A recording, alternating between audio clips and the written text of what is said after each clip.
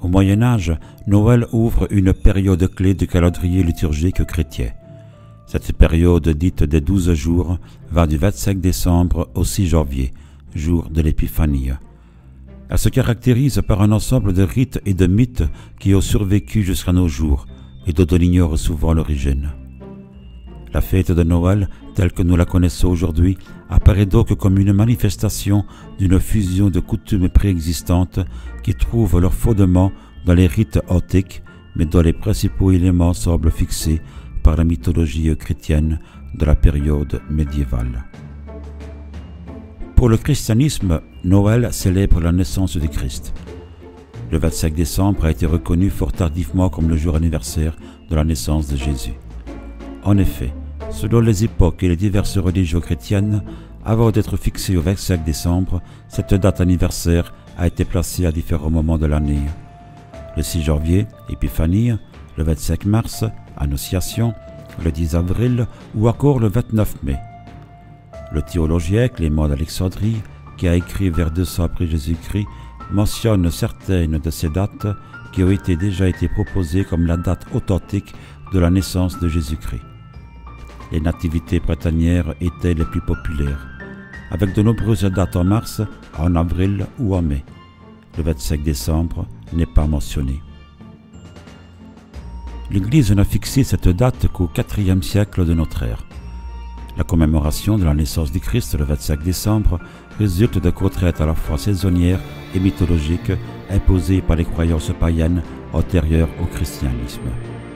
En effet, l'importance accordée aux anciennes fêtes du solstice d'hiver, au souvenir des Saturnales romaines et la place considérable qu'avait acquise dans l'Empire romain le culte de Mitra, explique pour une bonne part ce choix.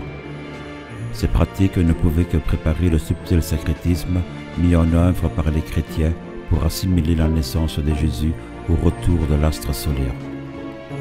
Au milieu du IVe siècle, le 25 décembre est déjà retenu à Rome, comme la fête de la Nativité du Christ.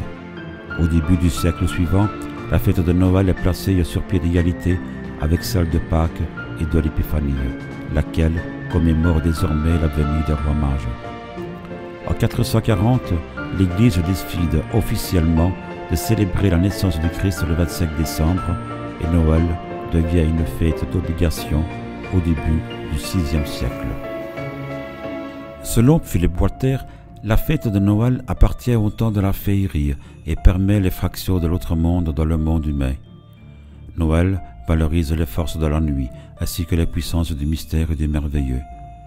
Pour l'historien, la traduction chrétienne de cet ensemble mythique laisserait affleurer la mémoire archaïque du paganisme qui oriente la fête médiévale. À ce titre, le repas de Noël s'associe au motif du repas des filles, bien connu grâce à certains textes médiévaux ainsi qu'à certains contes folkloriques.